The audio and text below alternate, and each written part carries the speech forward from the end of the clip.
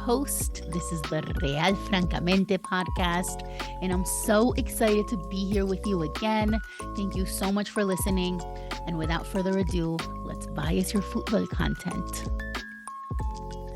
Oh my gosh, speaking of bias your football content, look at my t-shirt. Bias your football content, the famous t-shirt that has been getting me LinkedIn messages and all sorts of things. It is unreal. The concierge at the apartment where I live calls me a superstar. He saw it. I mean, it's great. It's great. Like literally living a life of fame is the best thing ever. That's hilarious. No, but thank you all for all the love on the last two episodes that dropped. We had a big week when those episodes dropped, with the episode and then the bonus episode about FanFest. Go back and listen if you haven't. What a week! What a time to be alive, and what a time to bias our football content, right? Trust me, when we follow our passions, good things happen. So do it. I don't know who needs to hear this, but whatever it is that is your passion that you have been ignoring, go back to it. Go back to it. Okay. Maybe we'll mix this up with a little bit of like witchy energy at some point. We'll have like a witchy football episode. So what is going on in the football world? There's a lot. So today we're actually going to talk a little bit about Copa América, because the US and Mexico want to colonize Copa America. We'll get into it. But first, let's talk a little bit about some goings on around the world, around some leagues. South Americans thriving as always in every league. Licha Martinez, who plays for my club, Manchester United, scored his first goal against Arsenal. And I wanted to mention it because he's so tiny, and not that the English media and pundits need any reason to hate South Americans, but they love to talk about how tiny he is. And there was even headlines that were like, is he big enough to play in the Premier League? And look at him. He's thriving. He's literally a world champion. Also, like such like heart. And the fact that he was playing with a black eye and a bandaged head, I mean, like, come on, so amazing. All of the world champions are back. They're doing awesome stuff for their clubs. There's some talks of Messi possibly now. Again, this is going to air in a little bit, so who knows between recording and airing what news we'll have. But there was some talk of Messi leaving PSG. I hope he does. I think that club is a disaster, and the fact that they shun him constantly and he's the greatest player in the world, like I think he needs to leave. As to where he goes, I don't know. I mean, the romantic in me, the idealist in me would love to see him back at Barca. Obviously, eventually I would love to see him retire in Argentina. But yeah, he's got to go, man. The way they treated him after the World Cup, not cool. Not cool. Neymar, kind of a mess. Speaking of PSG, that man, you know, he's a tough one. He's good. He's talented. And yet he doesn't make it easy for himself to, you know, to love him. Like he's been involved in all sorts of weird shit. And he's a fascist. He's a Bolsonaro supporter. So I don't know what his deal is. I don't know what his future holds. I think he gets in his way too much. And like, I don't know what's going to happen from here. Darwin at Liverpool. What a controversial topic. I talked about this last time a little bit, but why is it that Salah misses so many shots and doesn't get the hate that Darwin gets for missing shots, when like Darwin is actually creating chances? Like he does everything right and his shots are just not going in. And not to mention, again, I mentioned this last time, but you know, the reason he gets all the hate is the money that they paid for him. But like, what does he have to do with that, right? Like, I guess he could have turned it down, but then he wouldn't be playing for Liverpool. And so what is the answer here? We need to we need to chill with the Darwin hate, I think, in my opinion. I'm a Darwin apologist. I'm a Uruguayan apologist. Araujo at Barca, killing it. It's so unfortunate that he was injured for the World Cup because I think he would have made a big difference to Uruguay's squad. Other South Americans, Arsenal has the market cornered on Brazilians named Gabriel. Not only Brazilians, but they're all named Gabriel. What the heck? Arsenal's on fire, man. I want them to win the league. I've said it before. I know Arsenal fans can't say it, but I can say it. It would be refreshing to see them win the league with all those Brazilians on their team named Gabriel. What else is going on? There's also qualifiers for a U20 World Cup going on right now in South America, and it's actually the way these qualifiers work. It's actually kind of like a mini Copa América. It's the like the torneo. I forget what it's called. The torneo sudamericano or something like that. It's like a mini Copa America. So all the teams play each other. There's groups, and then the top 4 qualify for the U20 World Cup. Now, in these U20 tournaments, that's where we find all of the future stars, right? And so it's interesting to keep an eye on what goes on in those tournaments. Since its inception in 1954, that tournament, Brazil has won it 10 times. Brazil's won it the most times. Uruguay has won it 7, and then Argentina 4, and Colombia twice. Those are the countries that have won it. That's it. Out of that tournament, 4 teams will make it to the U20 World Cup. And then again, yeah, that's where the future stars play. That's where, we can start to look out for folks who later will shine and will make a name for themselves. Luis Suarez is playing in Brazil, and it's hilarious because I keep seeing headlines. It's so funny, right? Uruguayans tend to be known for like how humble they are. So if you look at like Cavani and like Forlan, some of the biggest names, they're just kind of like regular dudes. They drink mate, they go home, they stay with their families. And so Suarez is playing, and I keep seeing headlines, right? They love him. They love him in Brazil. I keep seeing headlines like Suarez goes to get ice cream in flip-flops with his family and waits in line. It's like, like, okay, like he gets mobbed, but like he's just there in flip-flops. But it's just funny that the headlines are all like in flip-flops, like specifically he's in chancletas, and it's like, it's hot. Like, what are you gonna wear? Like, he's just a regular dude. And I just love when those things become headlines, because I guess used to seeing the way that like maybe some players, especially of that magnitude, if you're watching on YouTube, Luna's in this one. She's our special guest, so she just walked across behind me. She's the mascot. But yeah, we're used to like, I guess, like flashy players, or I don't know, but like Uruguayans tend to just be normal, and like Suarez is just in Brazil. Like to him, that's literally like right next door to where, to Uruguay. So he's home. Of course, he's gonna walk around in flip-flops, and it's hot. And so I just think those headlines are so funny. But Suarez is playing Brazil. The Uruguayan league is well underway. If you're looking for a Uruguay team to follow, it can only be Peñarol. It can only be Peñarol. Or I mean, I guess any non-nacional team would be acceptable. Like if you wanted to follow, I like Defensor. I'm Defensor adjacent. Lots of folks I love are Defensor fans. There's lots of teams that are cool. You cannot be a fan of Nacional though and listen to this podcast. The Argentinian league's gonna start in a few days here from recording. By the time it drops, it will have started. Again, they're Boca Juniors. First of all, Maradona's team. Secondly, it's the team of the people, y'all.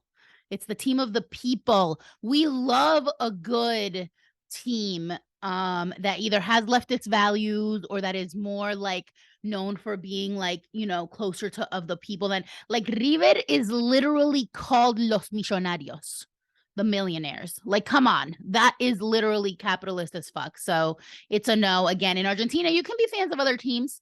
San Lorenzo's cool. There's Racing, but not River. Not River. You can't be a fan of River or Nacional or Real Madrid and listen to this podcast. Sorry.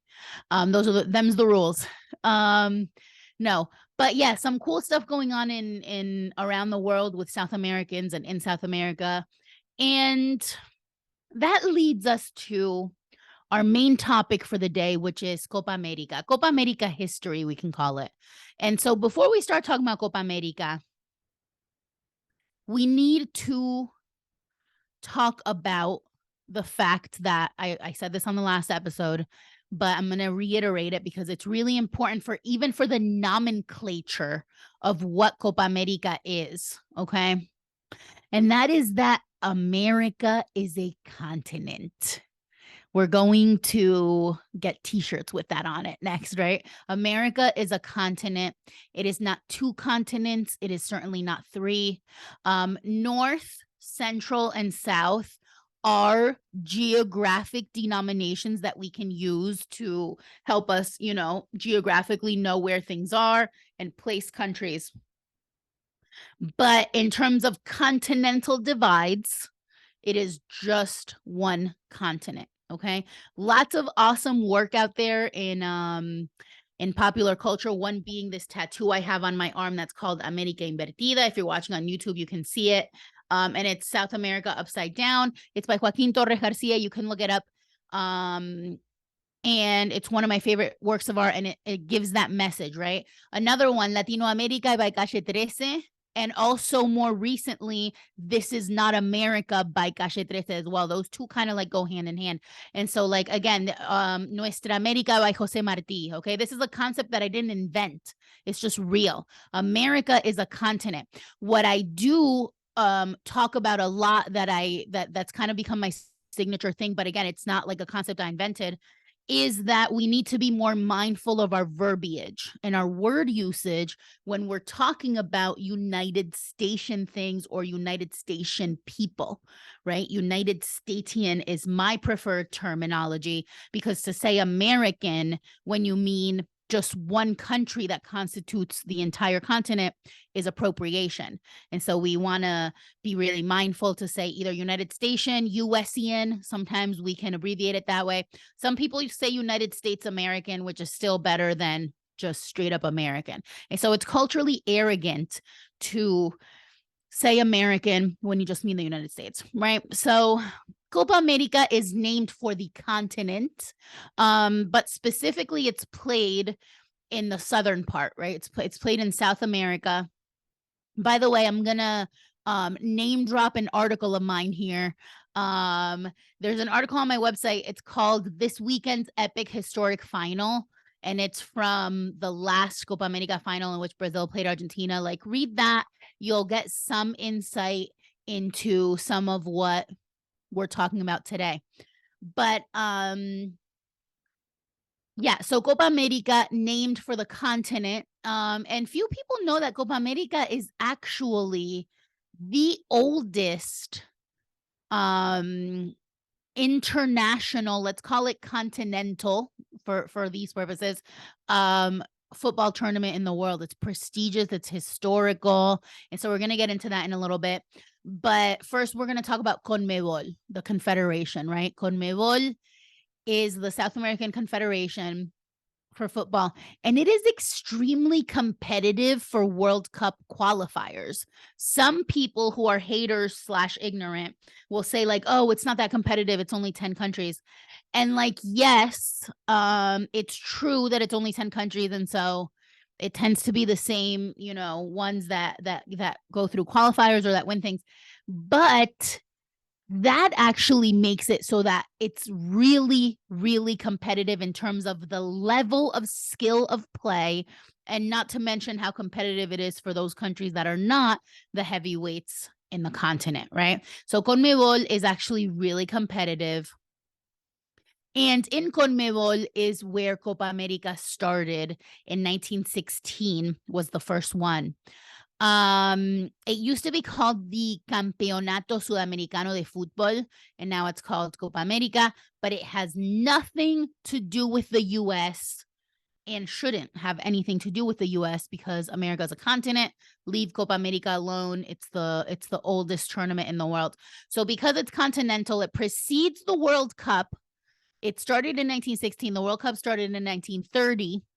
And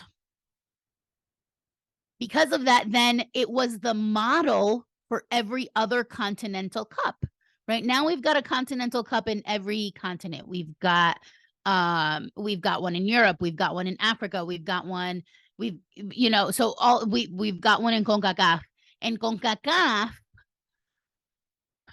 has the Gold Cup, and the Gold Cup is a cup that, among my circles, I bash a lot.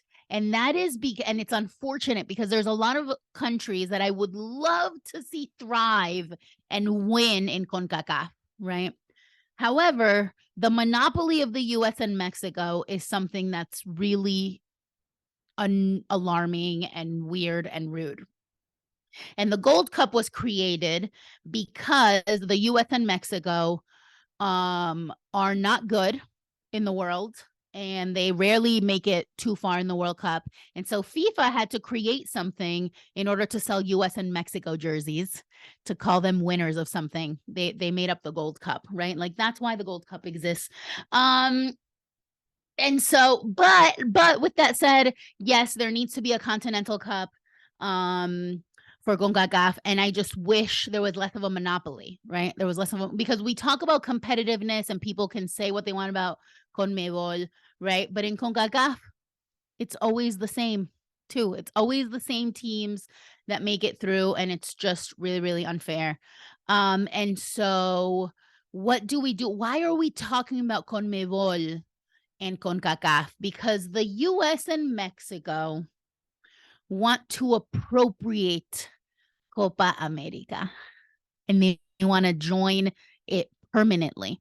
And we're going to talk about why that is not great and why that is kind of problematic after this break.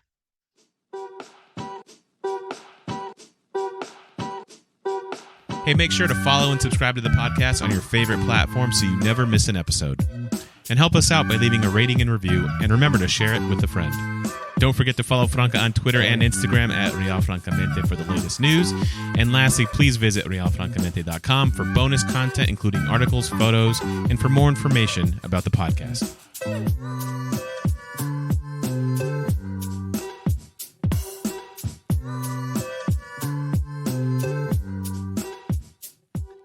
So, around the time that the World Cup was happening, there was some interesting narratives from some of the commentators and the analysts around Mexico, specifically, but also the U.S. And so, interestingly, the narratives in Mexico and in the U.S. are really bizarre around CONMEBOL. A lot of people just don't know their football history, and so they'll just bash CONMEBOL, and they'll call it, this, they'll call it that, whatever. Those are people that don't know football history, and they'll call Copa America weak and everything like that.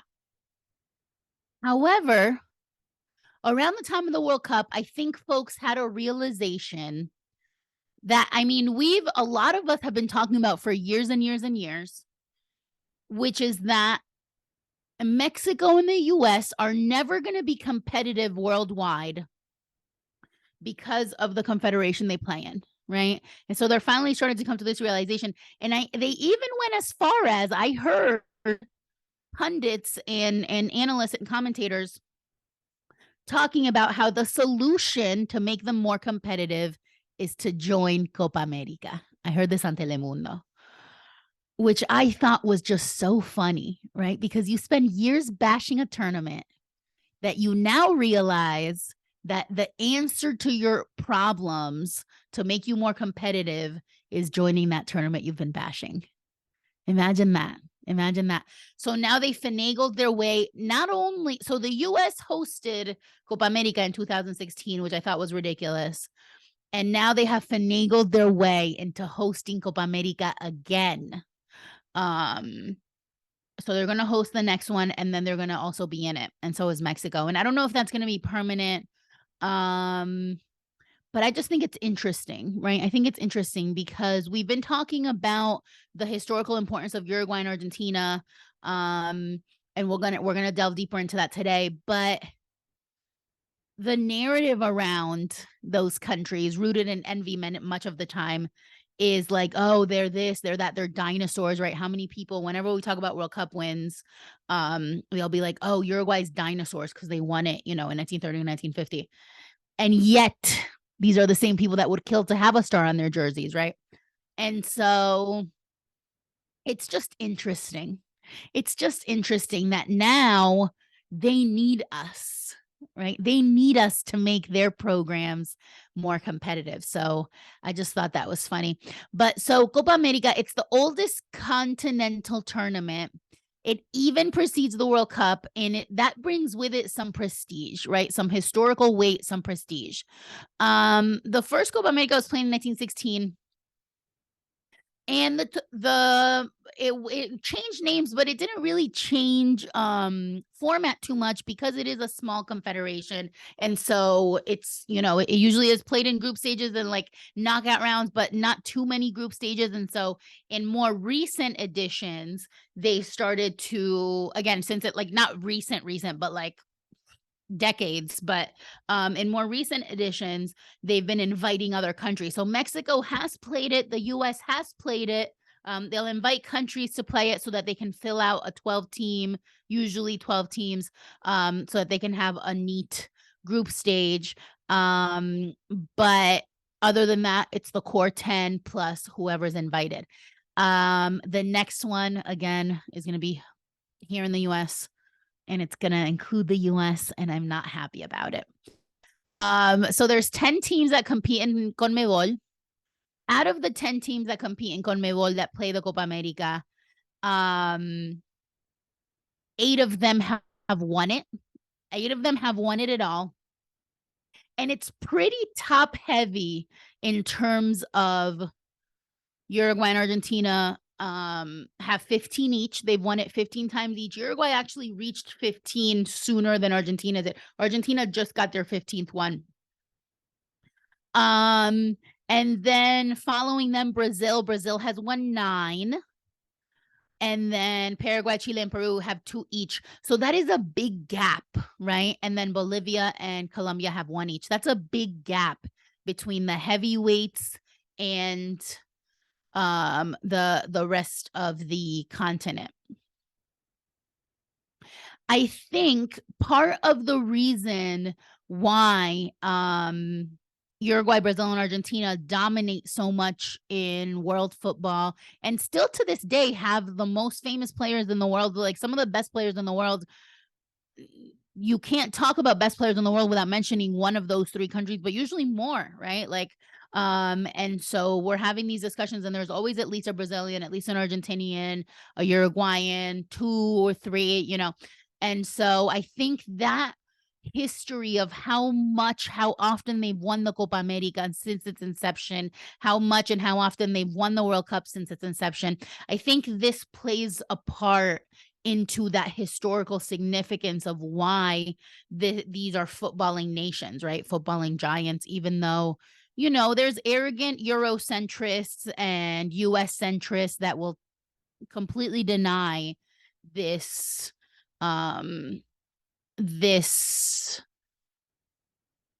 complete the heavyweights that Uruguay, Argentina, and Brazil are. And so, yeah, there's a prestige, there's a historical importance, there's a weight that comes with being a South American nation, especially one of those 3. And this is why they consistently have some of the best players in the world playing in leagues in the world. You don't see, and to go back to, the moment of fame of when we were on TV and everything like that. My question was about South Americans in the Premier League, right? Specifically, this was a question to Rebecca Lowe, so I asked about the Premier League. And when I was chatting about that to other people who were at the event, friends, things like that, interestingly, a lot of people were like, wow, I can't even think of one. I can't even think of one South American, right, that plays for Premier League, which is really interesting because the ones that do play tend to be Argentinian or Brazilian now for Arsenal, but you don't see a lot of representation, and a lot of that is due to that bias that exists, right? Let's go back a little bit to the fact that Premier League or English football, British football was really the last league to welcome foreigners at all, right? So you've got a situation where Premier League, English Premiership, right? First flight football in England and Britain sucked for a long time, right? For a long time. Even in the 90s, you had the situation where it was like long balls and, and hopes and wishes, no vibes at all. It wasn't until we had an influx where they finally said, okay, we've got to do something here, right? An influx of foreigners. And I use that term positively, right? First, they started to bring in more folks like from France, from Spain, so just other countries in Europe, and then finally more South Americans started to come, and then Africans started to come, and that's when the league gets good, and that's when the league gets beautiful, right? Because you've got Jogo Bonito, this idea that started in Brazil, but the idea, like we can call it a global South idea, that like the football that's played in South America, the football that's played in Africa, the football that's played by African players, by South American players, it's beautiful. That's what Jogo Bonito means, right? It's beautiful. And what you had in England before was just long balls and hopes and wishes, right? It's not until you have global South players that the Premier League gets good, that premiership, that, for top flight football in England gets good. La Liga started to have, South Americans play sooner than England did. Even Serie A did. And so it wasn't unheard of, but England, held out the longest.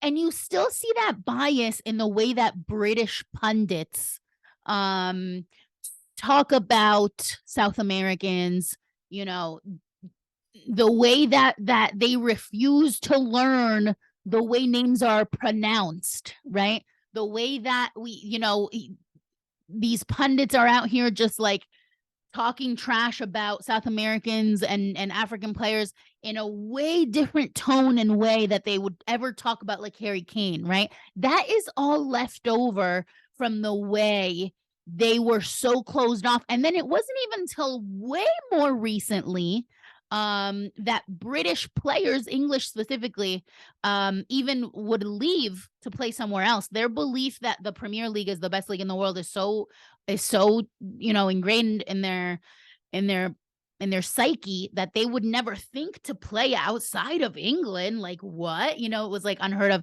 And so like now we're starting to see a few of them, play outside. But all of this to say that football may have been invented by Brits. And that's even, it was actually appropriated, but we'll let them have that, all right? But it's not until it crosses the ocean into South America that it gets beautiful and it gets perfected. Galeano said it, and this is like a mantra, right, in South America. The Brits invented football and we perfected it. Right. And that's what you see in that historical significance of Copa America. It's not just a coincidence that some of the best players in the world and that the Premier League, before they allowed, people from the global South in, was not that good. It wasn't beautiful. It wasn't fun to watch. And we still have teams today that, they tend to be smaller teams that don't buy as many foreign players, that you still see that like long ball, like boring ass British football. We actually saw it in the mid-off between Chelsea and Liverpool. It was so ugly. And it's not that they don't have foreigners, but it was such an ugly, like reminiscent of old school British football in the worst way, right? Like world football without South Americans, without the global South, those leagues that everyone says like top league, this is the best league in the world, this is so fun, those leagues would fall apart.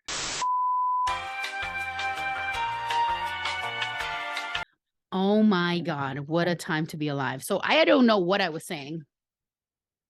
The Premier League.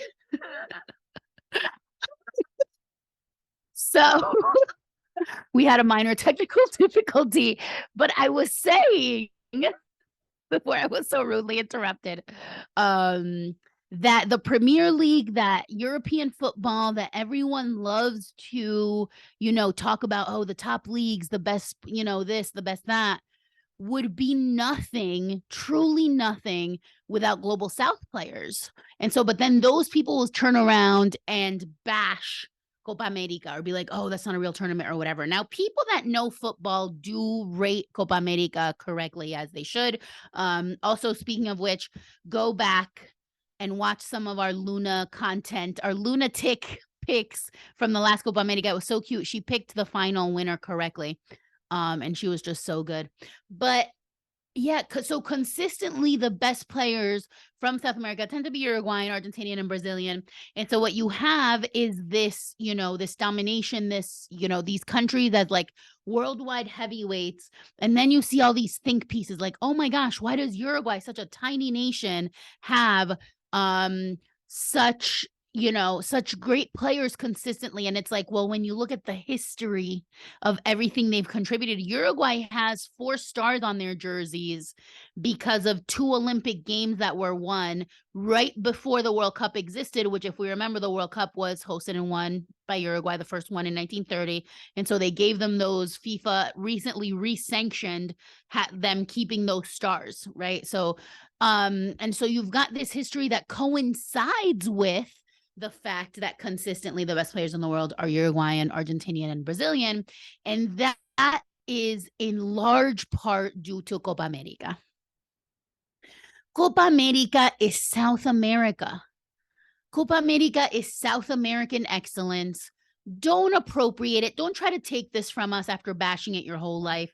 But now you realize that your country can't do shit unless they compete with the big boys. All right? Don't do that. Like, keep your little cups, keep your little gold cup that you brag about, and you can, have your little trophies. But now it's like when it's convenient, you want to come and play Copa America. But before it was all, oh no, that doesn't mean anything and whatever. But you're realizing now that without it, your program will never be competitive. What's that about? What is that about? Give Copa America the respect it deserves. Respect your elders. And honor your history, research your history, and then maybe we can talk, right? I mean, obviously, like, FIFA's going to do what they want. These federations are going to do what they want. But I don't like it. I don't have to like it. And I can criticize it, and I can root for my teams. And I will always root for South America. Like, I'm really, really happy, for example, to see Miguel Almiron, who's Paraguayan. And I think maybe, the first of this magnitude, to the first Paraguayan to reach this magnitude. And I will defend him all day, even though there's some beef because I'm a Red Bulls fan. He played for Atlanta and he like really hurt us in Atlanta. But I love to see him thrive. I love to see him thrive in Premier League, especially when he had beef with Jack Grealish, who I used to like. And then after what he said about Almiron, where he was like, oh, you're playing like Almiron, as an insult, he said to his own teammate. And then now I love that every time Almiron scores, there's that comes back up like, oh, yeah, playing like Almiron, like, how many goals do you have? And like, I love to see South Americans thriving because it does piss those English media people off. And even English regular people are like this, right? Like, you'll see tweets, you'll see comments of like, oh, whatever. And it's like, just like with colonization, that's not football related. They will appropriate everything and then insult it, right? And then think it's beneath them. And it's like, well, if it was that much beneath you, why did you need to steal all our shit? Why do you need to steal all our resources? Why do you need to take all our players, right? And so there's all sorts of stuff that goes into play there. But respect, put some respect on Miss Copa America's name, please. It is the oldest tournament. It is very, very prestigious. And it is the tournament after which all continental tournaments are formed. And even including the World Cup, right? Even including the World Cup, which existed somewhat like after the model that Copa America created. So let's not make a mockery by having it be hosted in the hub of imperialism that is the US. Let's not make a mockery of it by now finagling our way in, okay? When you've been ignoring it your whole life, US. And yeah, let's put some respect on South America. That's what we're about. Bias your football content. Smash the patriarchy. Smash the colonizers. Decolonize your football. And we'll keep going. We'll keep going until they hear us. Thank you. Thank you so much for listening today. I hope you liked it. This has been Real Francamente, the podcast. My name is Franca. I'm your host. Be sure to follow us on Twitter and Instagram at Real Francamente on both. And check out our website, www.realfrancamente.com. You can find lots of content there, or contact us directly with any questions or comments. All links and @ will be in the show notes if you need them or if you want them, or for ease of not having to spell it yourself. Please subscribe to the pod on your favorite platform and maybe leave us a rating and a review and share it with your friends. Hey, maybe we'll read some of the good reviews on future episodes. Don't forget to bias your football content always. Gracias y chao.